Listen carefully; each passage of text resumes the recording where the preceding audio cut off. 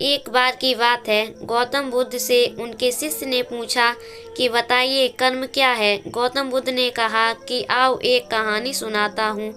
एक बार एक राजा हाथी पर बैठकर के अपने राज्य का भ्रमण कर रहा था और घूमते घूमते एक दुकान के आगे आकर रुक गया।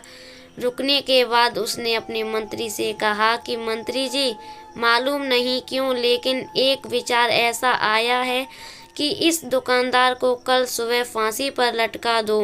मंत्री इससे पहले कुछ पूछ पाता कि क्या वजह, कैसा, ऐसा क्यों लगा। राजा साहब आगे बढ़ गए। मंत्री से रहा नहीं गया।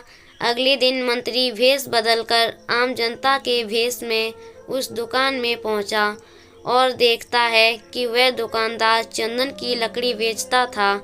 मंत्री जी ने पूछा कि काम धंधा कैसा चल रहा है, तो उसने बताया कि बहुत बुरा हाल है। क्या बताऊं, आप लोग आते हैं, चंदन को सूंघते हैं, प्रशंसा करते हैं, वह बहुत अच्छा है, लेकिन खरीदते नहीं हैं।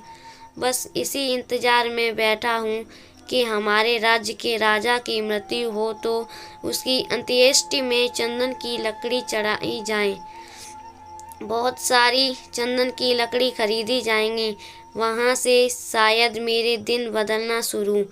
मंत्री को सारा खेल समझ में आ गया कि ये जो सोचता है शायद यही विचार है नकारात्मक वाले कि राजा साहब जब यहाँ से निकले तो उनके दिमाग में भी इसके लिए उल्टा ही आया। बुद्धिमान मंत्री था, उसने एक विचार सोचा। उसने कहा, थोड़ी चंदन की लकड़ी खरीदना चाहता हूँ। दुकानदार भी खुश हुआ कि चलो कोई तो ग्राहक आए। अच्छे से उसने कागज में लपेट करके चंदन की लकड़ी मंत्री को दी। उसे मालूम नहीं था कि कौन था। मंत्री अगले दिन दरबार में चंदन की लकड़ी लेकर के पहुँचे और राजा साहब से कहा कि राजा साहब, वो जो दुकानदार था उसने आपके लिए तोहफा भेजा है। राजा बड़े ही खुश हुए और राजा ने सोचा कि अरे, मैं फालतू में उसको फांसी पर लटकाने की सोच रहा था। उसने तो तोहफा भेजा है। देखा तो चंदन की लकड़ी थी, बड़ी सुगंधित थी। राजा साहब बहुत खुश थे। राजा साहब ने सोने के सिक्के भिजवाए। उस दुकानदार के लिए मंत्री अगले दिन सोने के सिक्के लेकर पहुंचा। वहीं आम जनता के भेष में दुकानदार बहुत खुश होकर बोला, अरे, मैं फालतू सोच रहा था कि राजा को चला जाना चाहिए दुनिया से और चंदन की लकड़ी खरीदी जाएगी।